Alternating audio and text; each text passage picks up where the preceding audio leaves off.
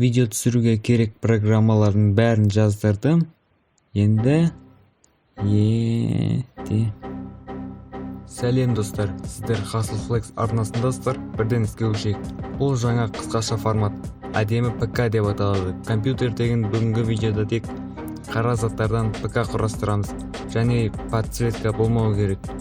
Бізге сыртқы келбет маңызды болғаннан кейін, процессор маңызды емес, сол үшін кез келген бола береді. Ол i9 10900K. Материнская плата. Менде екі таңдау болды, NZXE немесе MSI. Мен MSI таңдадым. Видеокарта.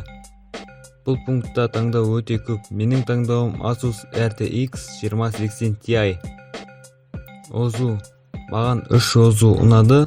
Олар G-Skill, HyperX және Viper. Таңдағаным HyperX Fury болды. Салқындатқыш. Тағы да екі таңдауым болды. Олар Dark Rock 4 және NZXE Kraken. Бұл жолы NZXE таңдадым. Корпус. Cougar Panzer. Блок питания. Ойланбай Seasonic ала салдым. SSD кез келгенін ала салам, бәрібір көрінбей тұрады. Ол M2 1 терабайттық Samsung Evgo.